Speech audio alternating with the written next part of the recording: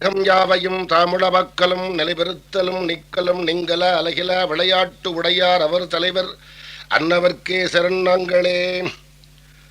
தியாயேத் ஷண்முகம் இந்து கோடி சத்ருஷம் ரத்னபிரபா சோபிதம் பாலார்கத்யுதிஷட்கிரீடபலசத்கேயூரகாரான்விதம் கர்ணாலம்பித குண்டல பிரவிலசத்கண்டஸ்தலா சோபிதம் காஞ்சி கங்கண கங்கிணீரவிகிதம் ஷங்கார சாரோதயம் தியாயே தீப்திதசித்திதம் சிவசதம் ஸ்ரீத்வதசாட்சியாம் குகம் கேடம் குக்குடமங்கு சிஞ்சவரதம் பாசம் தனுஷ்யகிரகம் வஜ்ரம் சக்தி வசிஞ்ச சூரமபயம் துர்பித்ருதம் ஷண்முகம் தியாயேத் சித்திரமயூர வாகன சிவம் சித்தராம்பராலங்கிருதம்.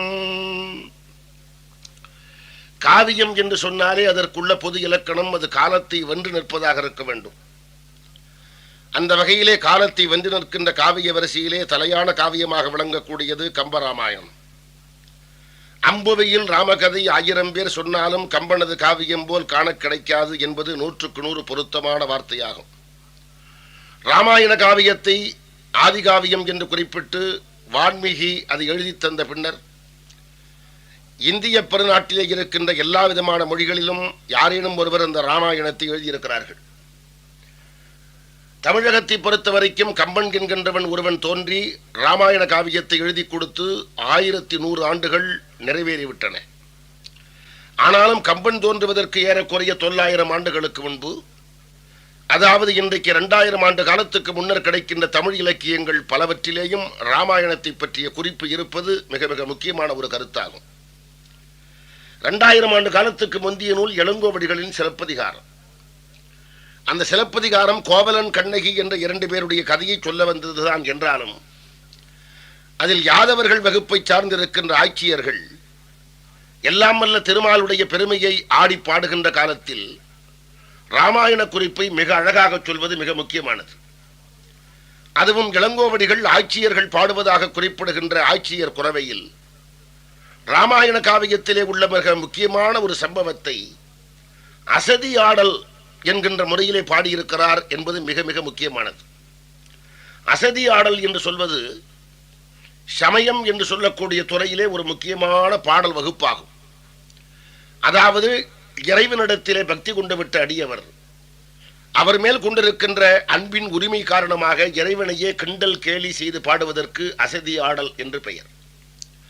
சைவ உலகத்திலே சுந்தரமூர்த்தி சுவாமிகளும் கீர்த்தனை உலகத்திலே தியாகராஜ சுவாமிகளும் அப்படி தங்கள் வழிபடு நாயகர்கள் 2 பேரையும் அசதி ஆடல் என்கின்ற முறையிலே பாடியிருக்கிறார்கள். நண்பர்கள் ஒருவருக்கொருவர் நெருக்கமாக நட்புடையவராக இருப்பார்களானால் உரிமையோடு கிண்டலும் கேலியும் செய்து பாடுவதைப் போலே இறைவனை கிண்டலும் கேலியும் செய்து பாடக்கூடிய உரிமையின் மிகுந்த பக்தியினுடைய நிலைக்கு அசதி ஆடல் என்று பெயர். சுந்தரமூர்த்தி சுவாமிகள் உதாரணமாக இறைவனிடத்திலே பாடுகிற போது எனக்கு பொன் வேண்டும், பட்டு வேண்டும், பீதாம்பரம் வேண்டும், இவற்றையெல்லாம் நீ தர வேண்டும், தராவிட்டால் நான் உமையம்மை நடத்திலே சென்று நீ உன் கணவனை கவனித்தாயா, அவன் கங்கை என்கின்ற பெண்ணை தலைக்கு மேல் வைத்துக் கொண்டு ஆடுகிறானே என்று சொல்லிவிட்டு வந்து விடுவேன், பிறகு உன்னுடைய நிலை மோசமாக போய்விடும் என்று இறைவன் மேலே கொண்டிருக்கின்ற பக்தியின் காரணமாக கிண்டலும் கேலியும் செய்து பாடுகின்ற நிலைக்கு அசதி ஆடல் என்று பெயர். இளங்கோவடிகள் ராமாயணத்திலே இருக்கிற ஒரு சம்பவத்தை அசதி ஆடல் என்கின்ற முறையிலே பாடியிருக்கிறார் என்பதை விட அசதி ஆடல் என்கின்ற முறையிலே பாடப்பட வேண்டும் என்று சொன்னால் அந்த சம்பவம் உண்மையிலேயே கிண்டலும் கேலியும் செய்வதற்கு உரியதாக இருக்க வேண்டும். சோகமயமான ஒரு சம்பவத்தை யாரும் அப்படி பாட முடியாது. ஆனால் இளங்கோவடிகளினுடைய வெற்றி என்ன என்று கேட்டால், எல்லோரும் வருந்தக்கூடிய சோகமயமான ஒரு சம்பவத்தை நாம் எல்லாரும் கேட்டு அப்படியே உள்ளத்திலே பக்தி பிரவாகம் பொங்க அனுபவிக்கத்தக்க வகையிலே அசதி ஆடல் என்கின்ற முறையிலே பாடியிருக்கிறார் என்பது மிக முக்கியமானது.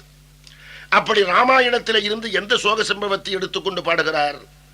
ராமபிரான் கானகம் செல்லுகின்ற நிகழ்ச்சியைத்தான். ராமபிரான் கானகம் செல்ல வேண்டும் என்கின்ற நிகழ்ச்சி மிகச் சோகமயமானதாக எல்லா ஆசிரியர்களாலும் வர்ணிக்கப்பட்டிருக்கின்றன. ராமபிரான் கானகம் செல்ல வேண்டும் என்பதை கேள்விப்பட்டவுடனேயே எல்லா உயிர்களும் புலம்பின என்று சொல்ல வருகிறான் கம்பன். கிளிகள் அழுதன, நாகன வாய்ப்புள் என்று சொல்லுகிறோமே மைனா என்கின்ற பறவை அது அழுதது, வீட்டு மாடத்தில் தூங்குகின்ற பூனைகள் அழுதன, பசுமாடுகள் அழுதன, அதன் கன்றுகள் அழுதன, அன்று மலர்ந்த பூக்கள் அழுதன என்று ஒவ்வொரு உயிரும் அழுதது அழுதது அழுதது என்று சொல்லிக்கொண்டே போகின்றான் கம்பன். கிள்ளையோடு பூவை எழுத, கிளர் மாடத்து உள்ளுரையும் பூசை அழுத, ஆவும் அழுத, அதன் கன்று அழுத, அன்று அலர்ந்த பூவும் அழுத, புனல் புல் அழுத என்று ஒவ்வொரு உயிராக அழுதது அழுதது என்று சொல்லிக் கொண்டே போகிறான். ஒவ்வொரு உயிராக அழுதது அழுதது என்று சொல்லிக் கொண்டே போனால் எப்போது பாடலை முடிப்பது? ஆகவே எல்லா உயிர்களும் அழுதன என்று காட்ட வேண்டும் என்று கம்பன் தனக்கே உள்ள பாணியிலே சொன்னான். கிளிகள் அழுதன, நாகனவாய்ப்புள் என்கின்ற பறவை அழுதது, வீட்டு மாடத்திலே தூங்குகின்ற பூனைகள் அழுதன. அட, தாய்மார் வயிற்றிலே கருவாகி இன்னும் உருவாகாமல் இருக்கிற பிள்ளை எழுதது என்றால் மற்றவர்களை என் சொல்ல? கிள்ளையோடு பூவை எழுத, கிணர் மாடத்து உள்ளுரையும் பூசை எழுத, உரு அறியா பிள்ளை எழுத என்றால் பெரியோரை என் சொல்ல? வள்ளல் வனம் புகுவான் என்றுரைத்த மாற்றத்தால். இப்படி சோகமயமாக பாடுகின்ற சம்பவத்தை இளங்கோவடிகள் சிலப்பதிகாரத்திலே ஆட்சியர்கள் ஒன்றாக கூடி ராமபிரானை முன்னிலைப்படுத்தி அசதி ஆடல் என்கின்ற முறையிலே பாடியிருப்பதாக குறிப்பிட்டிருப்பது மிக மிக முக்கியம். ராமபிரானை முன்னிலைப்படுத்தி கொண்டு ஆட்சியர்கள் பெண்கள் பாடுகிறார்கள். ராமா, நீ இலக்குவனோடு புறப்பட்டு சீதையோடு புறப்பட்டு கானகத்துக்கு சென்றாயா? காலிலே கல்லும் முள்ளும் குத்த குத்த கானகம் சென்றாயா? வேண்டும், உனக்கு நன்றாக வேண்டும். நீ காலிலே கல்லும் முள்ளும் குத்த குத்த ஏன் கானகத்துக்கு போனாய் தெரியுமோ ராமா? நீ ராமாவதாரத்திற்கு முன்னாலே வாமனாவதாரம் என்று ஒரு அவதாரம் எடுத்தாய் அல்லவா? அந்த வாமனாவதாரத்திலே மாபலி சக்கரவர்த்தியினிடத்திலே போய் 3 அடி மண் கட்டாய் அல்லவா? அவன் உன்னை பெரிய மனிதன் என்று நினைத்துக் கொண்டுதானே நீயே அளந்து எடுத்துக்கொள் என்று சொன்னான். நீ என்ன செய்திருக்க வேண்டும்? பூமியில் பூராவும் உன்னுடைய 3 அடியை வைத்து அளந்து எடுத்திருக்க வேண்டுமே தவிர, பூமி பூராவும் உன்னுடைய 2 அடிகளாலே அளந்து விட்டு 3வது அடியை எங்கே வைப்பது என்று கேட்டு அவன் அதற்கு இடம் இல்லை என்று சொன்ன போது, நீ கொடுத்ததுதான், நான் உன்னுடைய தலையிலே தான் கால் வைத்து தீர வேண்டும் என்று அவனுடைய தலையிலே காலை வைத்து அழுத்தினாய் அல்லவா ராமா? நீ செய்தது சரியா, முறையா? ஒருவரிடத்திலே சென்று எனக்கு 1000 ரூபாய் பணம் வேண்டும் என்று கேட்கிறோம். அவர் நீங்களே அந்த பெட்டியை திறந்து எடுத்துக்கொள்ளுங்கள் என்று சொன்னால், பெட்டியை திறந்து 1000 ரூபாயை எடுத்துக்கொண்டு சாவியை கொண்டு போய் அவரிடத்திலே கொடுத்து விட்டு நன்றி என்று சொல்லிவிட்டு அல்லவா வர வேண்டும்? அதற்கு மாறாக பெட்டியையே தூக்கி கொண்டு வந்தால் எப்படி? அப்படி நீ 3 அடி மண் வேண்டும் என்று கேட்டாய், மாபலி சக்கரவர்த்தி அளந்து எடுத்துக்கொள் என்று சொன்னான். நீ இருக்கின்ற பூமியிலே 3 அடிகளை வைப்பாயா? பூமி பூராவும் 2 அடியாலே அளந்து விட்டு 3வது அடிக்கு ஏது இடம் என்று கேட்டு அவன் இல்லை என்று சொன்ன போது தலையிலே கால் வைத்தாயே, வைக்கலாமா? ராமா, நீ மாபலி சக்கரவர்த்தியினிடத்தில் வாமனாவதாரம் எடுத்து வருகிற போது 3வது அடியை அவனுடைய தலையிலே வைக்காமல் தரையிலே வைத்திருப்பாயானால் ராமாவதாரத்திலே நீ காட்டுக்கு போயிருக்க மாட்டாய். அப்போது அந்த திருவடியை தரையிலே வைக்காமல் அவன் தலையில் வைத்ததால் வட்டியும் முதலுமாக சேர்த்து இப்போது கானகத்திலே காலிலே கல்லும் முள்ளும் குத்த குத்த போகிறாய். நன்றாக வேண்டும், போ போ என்று அந்த பெண்கள் பாடுகிறார்கள். மூவுலகும் ஈரடியால் முறை நிரம்பா வகை முடிய தாவிய சேவடி சேப்ப தம்பியொடும் காண்போந்து. மூவுலகும் ஈரடியாலே அளந்தாயே அந்த வாமனாவதாரத்தில் நீ முறை செய்யவில்லை. அந்த முறையை இப்போது நிவர்த்தி செய்து கொள்வதற்காக உன்னுடைய திருவடி காலிலே கல்லும் முள்ளும் குத்த குத்த பூமி பூராவும் அளந்து கானகத்துக்கு போகிறது. மூவுலகும் ஈரடியால் முறை நிரம்பா வகை முடிய தாவிய சேவடி சேப்ப தம்பியொடும் காண்போந்து. இந்த குறிப்பு ராமாயண காவியம் எப்படி பல்லாண்டு காலமாக நம்முடைய தமிழ் மக்கள் மத்தியிலே வழங்கி வந்திருக்கிறது என்பதற்கு ஒரு சான்று. இரண்டாவதாக, கம்பன் தன்னுடைய ராமாயண காவியத்தை அமைத்துக் கொள்வதற்கு 12 ஆழ்வார்கள் காட்டியிருக்கின்ற திவ்ய பிரபந்தத்தையே மிக முக்கியமாக கொண்டிருக்கிறான் என்பதை யாரும் மறுக்கவே முடியாது. ஆழ்வார்கள் அனுபவித்த ராமனை கம்பன் நன்றாக அனுபவித்து விட்டுத்தான் கம்பராமனாக நமக்கு அறிமுகப்படுத்துகிறான். அதனுடைய தொடக்க பாடலிலேயே நாம் அதை காணலாம். நம்மாழ்வாருக்கு சொல்லக்கூடிய துதியிலேயே நாம் அதை காணலாம். இந்த இடத்தில் ஒரு முக்கியமான கருத்தை நாம் தெரிந்து கொள்ள வேண்டும், பொருளை தெரிந்து கொள்ள வேண்டும். அது என்ன என்றால், ராமாயணம் என்று சொல்லுகின்ற சொல்லுக்கு என்ன பொருள்? எல்லோரும் திரும்ப திரும்ப ராமாயணம் என்று சொன்னால் அதற்கு பொருள் ராமனுடைய சரித்திரத்தை கூறும் நூல், இல்லாவிட்டால் ராமனுடைய கதையை கூறுகின்ற நூல் என்று பொருள் சொல்லிக் கொண்டிருக்கிறார்கள். அது பொருந்தாது. ராமபிரானுடைய வரலாற்றையோ அவனுடைய சரித்திரத்தையோ சொல்ல வேண்டும் என்றால் அப்போது ராமகாதை, இல்லாவிட்டால் ராமசரிதம் என்ற சொற்கள் தான் இங்கே இருக்க வேண்டும். ராமாயணம் என்று வருகின்ற நேரத்தில் ராமனுடைய சரித்திரம் என்று பொருள் வராது. ராமாயணம் என்கிற சொல்லுக்கு பொருள் ராமன் வழி. அயனம் என்கின்ற சொல்லுக்கு பொருள் வழி. சூரியன் தெற்கே போனால் என்ன சொல்லுகிறோம்? தட்சிணாயனம். சூரியன் வடக்கே போனால் என்ன சொல்லுகிறோம்? உத்தராயணம். தட்சிணம் அயனம் தட்சிணாயனம் தெற்கு வழி, உத்தரம் அயனம் உத்தராயணம் வடக்கு வழி. அதுபோல ராமன் அயனம் ராமாயணம் ராமன் வழி. ராமன் வழி என்று பொருள் கொள்ளுகிற போது நமக்கு கிடைக்கின்ற சிறப்பு என்ன? எல்லாம் வல்ல தெய்வம் என்கின்ற திருமால் ராமன் என்கின்ற பெயர் உடைய ஒரு மனிதனாக மண்ணுலகத்திலே அவதாரம் செய்ததனுடைய நோக்கம் என்ன என்பது ராமன் வழி என்கின்ற பொருளிலே தான் கிடைக்கிறது. வான் நின்று இழிந்து வரம்பு இகந்த மாபூதத்தின் வைப்பு எங்கும் ஊனும் உணர்வும் போல் உள்ளும் புறமும் கலந்திருக்கின்ற மானுடனாக திருமால் என்கின்ற தெய்வம் மண்ணுலகத்திலே இறங்கி வந்தான் என்று சொன்னால் எதற்காக இறங்கி வர வேண்டும்? ராமாயண காவியத்தை ஒரு அவதார காப்பியம் என்று சொல்லுகிறோம். அவதாரம் என்ற சொல்லுக்கு பொருள் மேலே இருந்து கீழே இறங்குவது. எல்லாம் வல்ல திருமால் என்கின்ற தெய்வம் மேலே இருந்து கீழே இறங்கி வந்தான் என்று சொன்னால் எதற்காக அந்த திருமால் மேலே இருந்து கீழே இறங்கி வர வேண்டும்?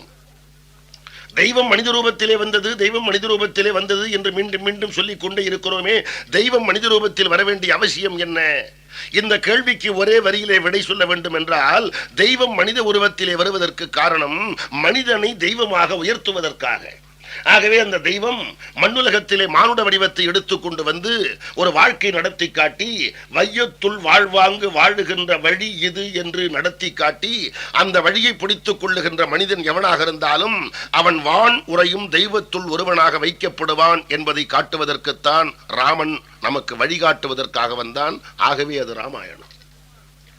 அப்படி எல்லாம் அல்ல திருமால் ராமன் என்கின்ற மனிதனாக மண்ணுலகத்திலே வந்து மனிதனை தெய்வமாக ஆக்குவதற்குத்தான் அவன் அவதாரம் எடுத்தான் என்பதை நாம் அண்மை காலத்திலே நிரூபித்துக் கொள்ள வேண்டும் என்று சொன்னால், அப்படி மனிதனாக பிறந்த ஒருவர் ராமபிரான் திருவடிகளை வணங்கி அவன் வழியை பின்பற்றி தெய்வ நிலைக்கு உயர்ந்தார். அவருடைய பெயர் மகாத்மா காந்தியடிகள். அவர் சொல்லப்படுகின்ற காலத்திலே கூட ராமராமா என்று தெய்வத்தினுடைய நாமத்தையே சொல்லும் அளவுக்கு அவருடைய உள்ளத்திலே ராமநாமம் குடிகொண்டிருந்திருக்கிறது. ஒருவன் கொல்லப்படுகின்ற காலத்திலே ராமராமா என்று தெய்வத்தினுடைய பெயரை சொல்லுவான் என்று யாரும் எதிர்பார்க்க முடியாது. என்னை யாராவது சுட வந்தால் கூட நான் ராமான் என்று சொல்லுவேன், சுடுகிறவன் பெயர் ராமனாக இருந்தால். ஆனால் காந்தியடிகளை சுடுகின்ற காலத்திலே ராமராமா என்றவர் சொன்னார் என்றால் தன்னையும் மறந்தவருடைய உள்ளத்திலே ராமநாமம் அமைந்திருக்கிறது என்பதை நாம் மிக தெளிவாக தெரிந்து கொள்ள வேண்டும். அந்த வழிகாட்டுவதற்குத்தான் அவன் வந்தான் என்பதால் எடுத்த எடுப்பிலேயே நம்மாழ்வாருக்கு ஒரு துதி சொல்லுகின்ற கம்பன் அருமையான ஒரு கருத்தை சொன்னான். நான் இந்த பூவுலகத்திலே ஒரு காவியத்தை எழுதப் போகிறேன். தசரதன் தந்த மகனாக விளங்கக்கூடிய ராகவன் என்ற ஒருவன் இருக்கிறானே, அவனுடைய பெருமைகளை காட்டக்கூடிய நூல் ஒன்றை எழுதப் போகிறேன். அதற்கு திருக்குறுகூர் பெருமான் என்று எல்லோராலும் வணங்கப்படுகின்ற நம்மாழ்வாருடைய திருவடிகள் எனக்கு காப்பாக அமைய வேண்டும் என்று ஆரம்பிக்கின்றான். குறுகை நாதன் குறைகடல் காப்பதே. திருக்குறுகூர் பெருமான் அவருடைய திருவடிகள் என்னை காக்க வேண்டும். எதற்கு? திரிகை வேலை தரை மிசை செப்பிட சுற்றி கொண்டிருக்கின்ற உலகத்திலே நான் ஒரு காவியத்தை என்றும் நிற்குமாறு பாட வேண்டும். அதற்கு குறுகைநாதனுடைய திருவடிகள் என்னை காக்க வேண்டும். எந்த காவியத்தை பாடப்போகிறேன் என்று கூறுகிறான்? 2 கை படைத்த யானையாகிய ராகவனுடைய பெருமையை பாடப்போகிறேன். தசரதனால் உலகுக்கு தரப்பட்ட 2 கைப்படைத்த யானையாகிய ராகவனுடைய பெருமையை பாட முற்படுகிறேன். தரு கை நீண்ட தசரதன் தான் தரும் 2 கை வேடத்து ராகவன் தன் கதை திரிகை வேலை தரை மிசை செப்பிட குறுகை நாதன் குறைகடல் காப்பதே. இந்த நம்மாழ்வார் துதியிலே கம்பன் பாடுகின்ற போது ராகவன் என்கின்ற ராமபிரானை எவ்வாறு குறிப்பிட்டிருக்கிறான்? 2 கை படைத்த யானை, 2 கை வேழத்து ராகவன். வேழம் என்றால் யானை. ராமபிரானை தொடக்கத்தில் வர்ணிக்கிற போதே கம்பன் எப்படி சொல்லுகிறான்? 2 கை படைத்த யானை. ஏன் அப்படி சொல்ல வேண்டும்? 2 கை படைத்த யானை என்று ஏன் சொல்ல வேண்டும்? 2 கையை சொல்வதற்கு கூட பொருள் உண்டு. காரணம், ஒரு ஆண்மகனை வர்ணிக்கின்ற காலத்தில் அவன் கையை சொல்லித்தான் வர்ணிக்க வேண்டும் என்பது கவி மரபு. அந்த விதத்திலே 2 கையை சொன்னான். ராமபிரான் இதற்காக வேழம் யானை என்று சொல்லுகிறான். ராமபிரான் யானை போன்ற தோற்றத்தோடு இருப்பானா? அந்த ராமபிரானை யானை என்று சொல்வதற்கு என்ன காரணம்? யானைக்கு ஒரு இயல்பு உண்டு. யாராவது யானையின் மேல் ஏறி அமர்ந்து கொள்ள வேண்டும் என்று ஆசைப்பட்டால், அப்படி ஏறி அமர வேண்டும் என்று ஆசைப்படுவதிலே ஒன்றும் குற்றமில்லை. அப்படி யானையின் மேல் ஏறி அமர வேண்டும் என்று யாராவது ஆசைப்படுவார்களானால் அதற்கு ஒரே ஒரு வழிதான் உண்டு. அது என்ன வழி? யானையின் காலை பிடித்தால் தான் அதன் மேலே ஏறி அமர்ந்து கொள்ள முடியுமே தவிர யானையின் காலை பிடிக்காமல் யாரும் அதன் மேலே ஏறவே முடியாது. ஒரு யானையை கொண்டு வந்து நிறுத்தி அதனுடைய வயிற்றிலே ஒரு ஏணியை சார்த்தி ஏணியை பிடித்துக் கொண்டு யானையின் மேல் ஏறு என்று சொல்லி அவன் ஏறுகின்ற போது யானை நகர்ந்து விட்டால் என்ன ஆகும்? யானையின் மேலே ஒருவன் ஏற வேண்டும் என்று சொன்னால் ஒரே ஒரு வழி என்ன என்றால், அந்த யானையினுடைய காலை நாம் பிடித்துக் கொண்டால் அது கொஞ்சம் வளைந்து கொடுக்கும். அந்த காலின் மேலே நம்முடைய காலை வைத்து யானையின் மேலே ஏறிக்கொள்ளலாம். அப்போது யானைக்கு என்ன இயல்பு? தன்னுடைய கால்களை பிடிக்கின்றவர்கள் யாரோ அவர்களை தலைக்கு மேலாக தூக்குவது யானைக்கு இயல்பு. அப்படி ராமபிரானுடைய பாதங்களை யார் பிடிக்கின்றார்களோ அவர்களை வாழ்க்கையில் தலைக்கு மேலாக அவன் தூக்கி விடுவான் என்பதால் இரு கை வேழத்து ராகவன். ஆகவே வாழ்க்கையிலே நம்மை கை கொடுத்து மேலே தூக்கக்கூடிய தெய்வம் ராமன் என்கிற பெயர் பொருந்திய மானுடனாக மண்ணுலகத்திலே வந்திருக்கிறது. அதுவும் மனிதனுக்கு வழிகாட்டத்தான் அந்த தெய்வம் வந்திருக்கிறது என்பதை வற்புறுத்துவதற்குத்தான் கம்பன் சொன்னான், நடையின் நின்று உயர் நாயகன். நடை என்றால் உலகியல் வாழ்க்கை ஒழுக்கம். உலகியல் வாழ்க்கை ஒழுக்கத்தை நமக்கு காட்டுவதற்காகவே அவன் வந்தான் என்பதால் நடையின் நின்று உயர் நாயகன். அந்த ராமபிரானுடைய பெருமையை கம்பன் தன்னுடைய காவியத்தில் வரைகின்ற பொழுதே தசரத மகா சக்கரவர்த்தியினுடைய பெருமையை சொல்லி ராமபிரானுடைய நிலையை நமக்கு காட்டுகிறான். தைரதன் என்கிறவன் மிகப்பெரிய சக்கரவர்த்தி. அவனுக்கு கீழே இருக்கின்ற மன்னர்கள் பல பேர் இருக்கிறார்கள். இருந்தாலும் அந்த தசரதன் மக்களை எவ்வாறு ஆண்டான் என்பதை சொல்ல வருகின்ற காலத்தில் தசரதன் மக்கள் மீது அன்பு காண்பித்தான் தாய் போலே. மக்கள் எடுக்கும் முயற்சிக்கெல்லாம் தசரதன் உதவியாக நின்றான் தவம் போலே. முதுமையானவர்களுக்கெல்லாம் தசரதன் தக்க வழியிலே வழிகாட்டினான் பெற்றெடுத்த பிள்ளை போலே. தீயவர்களை மிகவும் கடுமையாக தண்டித்தான் நோய் போலே. தண்டனையை வழங்கும் போது அமல்படுத்துகின்ற போது குறைவாகவே அமல்படுத்தினான் நோய்க்கு மருந்து போலே. சுருக்கமாக சொன்னால் தைரதன் என்கின்ற பெயரை கேட்டாலே எல்லோரும் மகிழுமாறு செய்தான் அறிவை போலே என்று கம்பர் சொன்னார். தாய் ஒக்கும் அன்பில் தவம் ஒக்கும் நலம் பயப்பில் சேய் ஒக்கும் முன் நின்று ஓர் செல்கதி ஒய்க்கும் நீரால் நோய் ஒக்கும் எண்ணில் மருந்து ஒக்கும் நுணங்கு கேள்வி ஆய புகுங்கால் அறிவு ஒக்கும் எவர்க்கும் அண்ணா. இப்படி மக்கள் மீது அவன் அன்பு காட்டினான் என்பதை ஒரு பாடலில் கம்பன் காட்டுகிறான். அது மட்டுமல்ல, அவன் தன்னுடைய தேசத்தை எவ்வளவு கண்ணும் கருத்துமாக கவனித்தான் என்பதை கம்பன் வர்ணிக்கிறான். அவனுடைய நாட்டிலே வறுமையே கிடையாது. ஆகவே செல்வந்தர்களே இல்லை. அவனுடைய நாட்டிலே யாசிப்போர் யாரும் இல்லை. ஆகவே கொடுக்கின்றவர்கள் யாரும் இல்லை என்றெல்லாம் கம்பன் அந்த அயோத்தியை வர்ணித்திருக்கின்ற முறைகள் ஒரு பக்கம் இருக்க, அப்பேற்பட்ட ஒரு ஆட்சி அமைய வேண்டும் என்று சொன்னால் ஆட்சி பொறுப்பிலே இருக்கிறவன் கண்ணும் கருத்துமாக இருந்தால் தான் வளம் மிக்க ஒரு பெரிய சமுதாயமும் ஆட்சியும் கிடைக்கும் என்கின்ற போக்கை நமக்கு கம்பன் காட்டுகின்றான். தைரதன் தன்னுடைய தேசத்தை எவ்வாறு ஆண்டான் என்பதை சொல்ல வருகின்ற பொழுது அவன் குறிப்பிட்டது, ஒரு வறுமையானன், அவனுக்கு குழந்தைகளும் அதிகம், அவன் ஒரு பெரிய குடும்பத்தை தாங்க வேண்டியவன். ஆனாலும் அவனை பொறுத்த வரைக்கும் பரம்பரையாக இருக்கின்ற ஒரு கால் காணி நிலத்தை தவிர வேறு எந்த விதத்திலும் அவனுக்கு வருவாய்க்கு வழியே கிடையாது. அவன் அந்த நிலத்தை தரிசாக போட்டு வைக்க முடியுமா? மிகப்பெரிய குடும்பத்தை காப்பாற்றி தீருவதற்கு அந்த காணி நிலம் ஒன்றுதான் வழியாக இருக்கிற போது கண்ணும் கருத்துமாக காலையிலே சென்று கழனியிலே நீர் பாய்ச்சி வேலி கட்டி களை எடுத்து கண்ணும் கருத்துமாக கவனித்தால் தானே அவ்வளவு பெரிய குடும்பத்தை காப்பாற்ற முடியும். ஆகவே முற்றிலும் வறுமையிலே வாடக்கூடிய ஒருவனுக்கு ஒரே ஒரு காணி நிலம் மட்டுமே இருக்குமானால் அவன் எப்படி கண்ணும் கருத்துமாக அதை கவனிப்பானோ அதை போல கவனித்தான் தைரதன் தன்னுடைய தேசத்தை என்று கம்மன் சொல்லுகிறான். வரிஞன் ஓம்பும் ஓர் செய்யன, வரிஞன் ஓம்பும் ஓர் செய்யன, வையகம் இனிது காத்து அரசு செய்கின்றான். அப்பேற்பட்ட தசரத மகா சக்கரவர்த்தி 7 உலகத்தையும் ஆளக்கூடிய அயோத்தி என்னும் மான் நகருக்கு அரசனாக விளங்கினாலும் அவனுடைய உள்ளத்திலேயும் ஒரு கவலை, ஒரு குறை. அது என்ன என்றால் தனக்கு பிள்ளை பேறு இல்லை என்று. அந்த பிள்ளை பேர் இல்லை என்கின்ற வருத்தத்தை தெரிவிக்க வேண்டும். யாரிடத்திலே தெரிவிப்பது? தனக்கு குலகுருவாக விளங்கக்கூடிய வசிஷ்டனிடத்திலே சென்று தைரதன் தெரிவிக்கிறான். சான்றோர்களிடத்திலே பேசுவது என்பதே ஒரு பெரிய கலை, அதை கற்றுக்கொள்ள வேண்டும். நினைத்த சொற்களை எல்லாம் நாம் விரும்பியபடியான சொற்களை எல்லாம் பயன்படுத்தி கொண்டு பெரியோர்களிடத்திலே பேசக்கூடாது. தேர்ந்தெடுத்த சொற்களை கொண்டு மிகச் சுருக்கமான சொற்களால் மிகுந்த கருத்தை அவர்கள் புரிந்து கொள்ளத்தக்க வகையிலே நாம் பேச வேண்டும். தைரத மகா சக்கரவர்த்தி தனக்கு பிள்ளை பேர் இல்லை என்பதை வெளிப்படையாக வசிஷ்டனிடத்திலே சொல்ல விரும்பவில்லை. அவர் முக்காலமும் உணர்ந்திருக்கிற மிகப்பெரிய ஞானி என்பதால் அவரிடத்தில் எப்படி பேச வேண்டுமோ அப்படி பேசுகிறான்.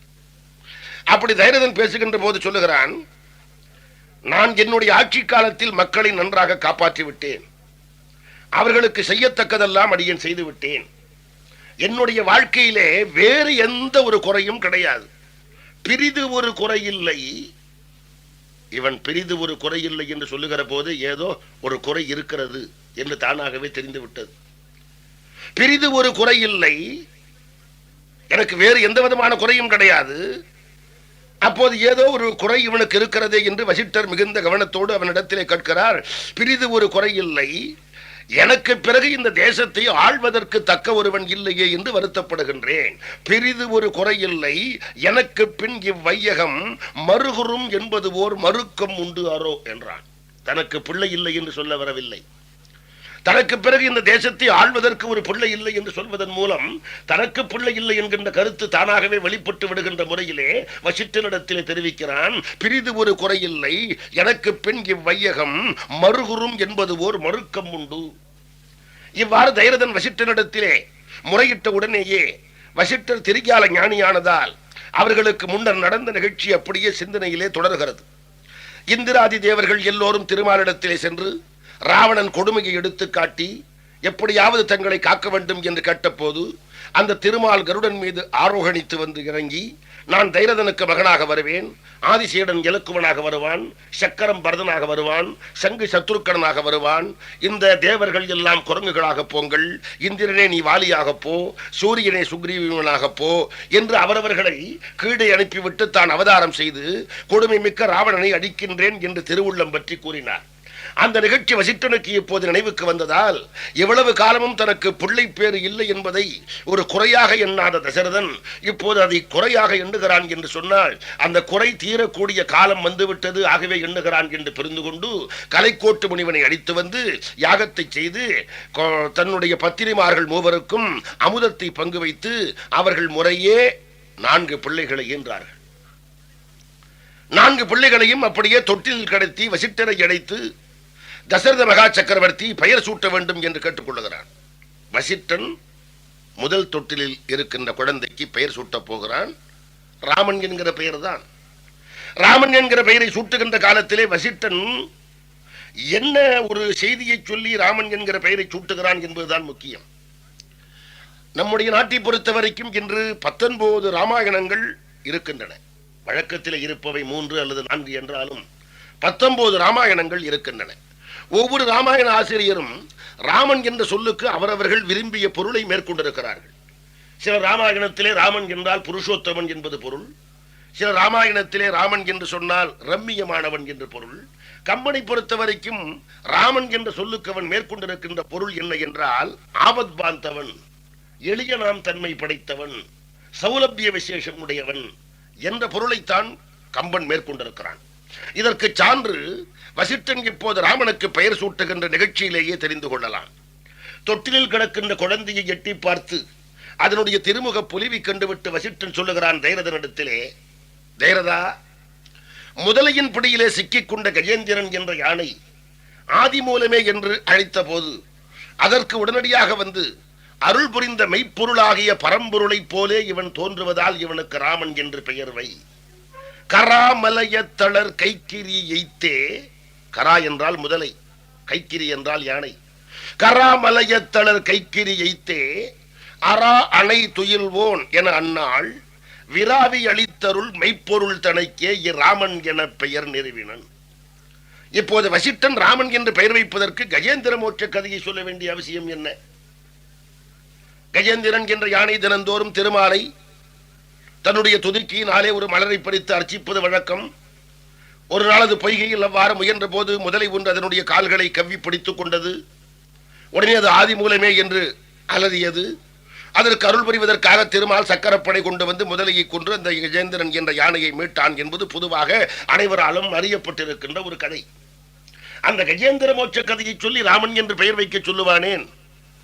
கஜேந்திர மோட்ச கதை ஒன்றுதான் நம்முடைய தமிழ் இலக்கியங்கள் பூராவிலும் எல்லாம் வல்ல இறைவன் மிக எளிய தன்மையோடு இறங்கி வருவான் என்பதை எடுத்து காட்டுவதற்காக குறிப்பிடப்படுகின்ற கதை. தமிழிலே எளிய நாம் தன்மை என்று சொல்லுவோம், வடமொழியிலே சௌலபிய விசேஷம் என்று சொல்லுவோம். சௌலபிய விசேஷம் என்ற சொல்லுக்கும் பொருள் சுலபமாக அபியசிப்பதற்கு உரிய தன்மை படைத்தவன் என்பதால் சௌலபிய விசேஷம் உடையவன் என்று சொல்லுகிறோம். அதாவது மனம், மொழி இவற்றால் எல்லாம் எடுத்து காட்ட முடியாத, மெய்யினாலே சுட்டி காட்ட முடியாத, அனைத்தையும் கடந்திருக்கின்ற முன்னை பழம்பொருட்கும் முன்னை பழம்பொருளாய், பெண்ணை புதுமைக்கும் பெயர் தும்ம பெற்றியனாய், அண்டம் கடந்த பொருளாய், ஆனால் அன்றும் இன்றும் என்றும் உள்ள பொருளாய் இருக்கிறது பரம்பொருள். அதை மனிதனாலே எண்ணி என்ன தன்மை உடையது என்று சொல்லிவிட முடியாது, சொற்களாலே விளக்கிவிட முடியாது, கையினாலே தொட்டி காட்டிவிட முடியாது. அப்பேற்பட்ட தன்மை படைத்திருப்பது அந்த பரம்பொருள். ஆனால் அது அப்பேற்பட்ட பரம்பொருளாக இருந்தால் சில பேருக்கு சில சந்தேகம் எழும். அந்த பரம்பொருளை வணங்குவதால் நமக்கு என்ன பயன் என்கின்ற ஒரு பெரிய கேள்வி பிறக்கும். எல்லாவற்றையும் கடந்து நிற்கின்ற பொருளை நாம் வணங்குவதால் என்ன பலன் என்கிற ஒரு கேள்வி பிறக்கலாம்.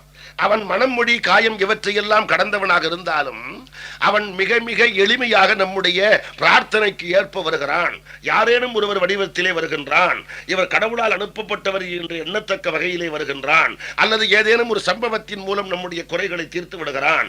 ஆகவே பரம்பொருளை வணங்குகின்றவர்களுக்கு அவன் எளிய தன்மை படைத்தவனாக வருகிறான் என்பதை காட்டுவதற்கு கஜேந்திர மோட்சத்தை மேற்கோளாக காட்டுவது வழக்கம். காரணம், ஒரு யானை அழைத்தது, அவன் வந்தான் என்றால் நாம் அழைத்தால் வரமாட்டான். ஆகவே திருமால் மிக எளிமையாக கருணை புரிகின்ற இடங்கள் எதுவாக இருந்தாலும் அந்த இடத்தை சொல்லுகின்ற போதெல்லாம் கஜேந்திர மோட்சத்தை சொல்வது வழக்கம்.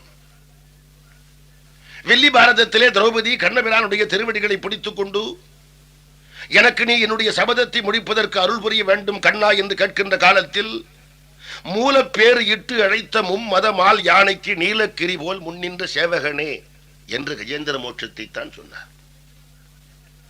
கர்ணன் என்கின்றவன் கொடையினாலே எல்லா பெருமைகளையும் பெற்றுவிட்ட காலத்தில் அவனுக்கு கண்ணபிரான் விஸ்வரூபத்தை கொடுத்த பொழுது, குஞ்சரராசன் முன் தோற்றியபடியே தோற்றினான், முடிவும் தோற்றமும் இல்லாத பைந்துளவோ. ஆகவே கஜேந்திர மோட்ச கதை என்பது மிக எளியனாம் தன்மை படைத்தவன் இறைவன் என்பதை விளக்குவதற்காகவே வந்திருப்பதால், கஜேந்திர மோட்ச கதையை சொல்லி ராமன் என்று பெயர் வை என்று வசிட்டர் தயரதனிடத்திலே கூறுகிறார் என்று சொன்னால், கம்பன் என்ன பொருளை மேற்கொண்டிருக்கிறான்? ராமன் என்றால் எளிய தன்மை படைத்தவன், பக்தியோடு வணங்குவார் யாராக இருந்தாலும் அவர்களுக்கு எளிய முறையிலே வந்தவன் அருள் புரியக்கூடியவன் என்பதை விளக்குவதற்காகவே கஜேந்திர மோட்ச கதையை மேற்கோளாக கெடுத்து ராமன் என்று பெயர் வைத்திருக்கிறான். பிறகு எல்லா சகோதரர்களுக்கும் பெயர் வைத்து 4 பேரும் வளர்ந்து கொண்டு வருகிறார்கள். தைரதனுக்கு மட்டும் 4 பிள்ளைகள் தனக்கு பிறந்து, ராமபிரான், பரதன், இளைய பெருமாள் என்ற இலக்குவன், சத்ருக்கடன் என்று 4 மக்கள் இருந்தாலும் ராமன் மட்டும் தன்னை விட்டு ஒரு கணம் கூட பிரிந்துவிடக் கூடாது என்பதில் மிகுந்த கவனத்தோடு இருக்கிறான் தைரதன். ராமன் தன்னை விட்டு பிரியக்கூடிய சந்தர்ப்பம் 1ஓ 2ஓ ஏற்பட்டு விட்டால் கூட அவன் ஒரு பதட்டம் அடைகிறான். அதன் காரணம் யாருக்கும் விளங்கவில்லை. அப்படி அவன் பதட்டத்தோடு இருக்கின்ற காலத்திலே ஒரு நாள் தசரத மகா சக்கரவர்த்தி அவைக்களத்தில் வீற்றிருக்கிற போது விஸ்வாமித்திர முனிவர் வருகிறார். விஸ்வாமித்திர முனிவரை முதல் தமிழ் மக்களுக்கு அறிமுகப்படுத்துகின்ற நூல் கம்பராமாயணம் அல்ல, வேறு வைணவ காவியங்களும் அல்ல, சைவ காவியங்களும் அல்ல. சிலப்பதிகாரத்தை தொடர்ந்து சீத்தலை சாத்தனார் என்கிறவர் எழுதிய பௌத்த காப்பியமாகிய மணிமேகலையிலேதான் விஸ்வாமித்திர முனிவனுடைய வரலாறு வருகிறது. விஸ்வாமித்திர முனிவனுக்கு அமைந்திருக்கிற பெருமை என்ன என்றால், கம்பன் விஸ்வாமித்திரனை குறிப்பிடுகிறான் ஒரு அருமையான தொடர் மூலம். அது என்ன தொடர் என்றால், முதல் அந்தணன். ஏனெனில் விஸ்வாமித்திரன் என்கிறவன் கோசிகன் என்கிற பெயரோடு அரசனாக இருந்தவன். வசிட்டனை கண்டு தவத்தினுடைய பெருமையை தெரிந்து கொண்டு ஆள் தேர் அணிப்புரவி 4 வகை படைகளோடு கூட அரசனாக இருப்பதை விட தவத்தினாலே பெறக்கூடிய பலம்தான் அதிகம் என்பதை தெரிந்து கொண்டு அரச பதவியை அந்த கடமே தொடர்ந்து மிக கடுமையாக தவம் செய்து விஸ்வாமித்திர முனிவன் என்கின்ற பெயரை பெற்றிருக்கிறவன். ஆகவே அரசனாக இருந்து அந்தணனாக உருவெடுத்து வந்ததால் கம்பன் அவனை முதல் அந்தணன் என்ற சொல்லாலே குறிப்பிடுகின்றான். சீத்தலை சாத்தனார் அரசு தலை நீங்கிய அருமறை அந்தணன் என்று குறிப்பிட்டார்.